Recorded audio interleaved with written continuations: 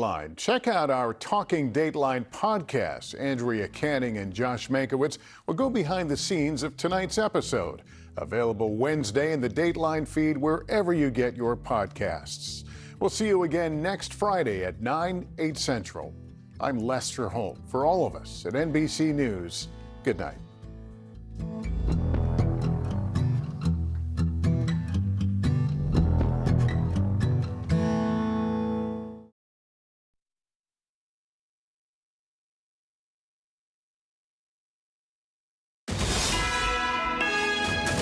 This is NBC4 News at 11. My family wants to make sure that Anthony is remembered in a way where his death will matter.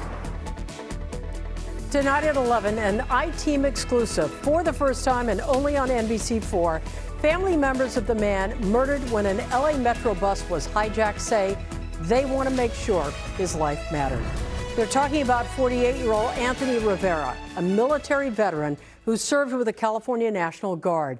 He was simply taking the bus home from a job at Dodger Stadium when he was attacked. Our investigative reporter Eric Leonard met up with the Riveras tonight. The family, he joins us live from the newsroom with their story. Eric? Hi, Colleen. Nearly a dozen family members, including his mother and cousins, say they want to make sure L.A. knows who was lost in that bus hijacking.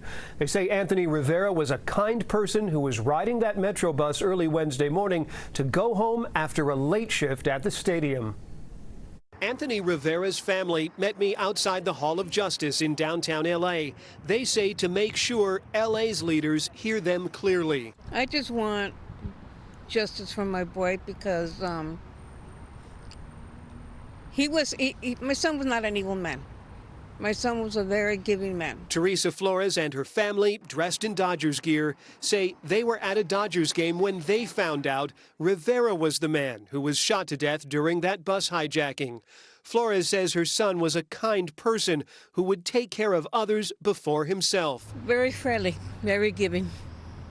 If he had his last dollar, he would give it to you. She says police told her her son tried to give whatever he had to the gunman. Whatever you want, I have it here. Get it.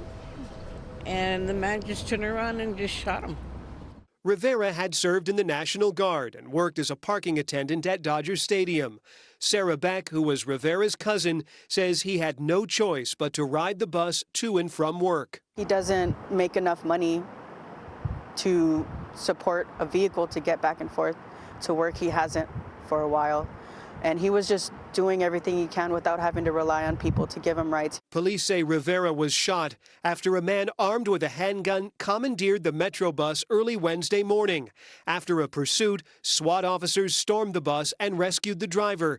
But by then, Rivera had been fatally wounded. Rivera's family says it's unacceptable that people who depend on public transit are vulnerable to violence. We need change.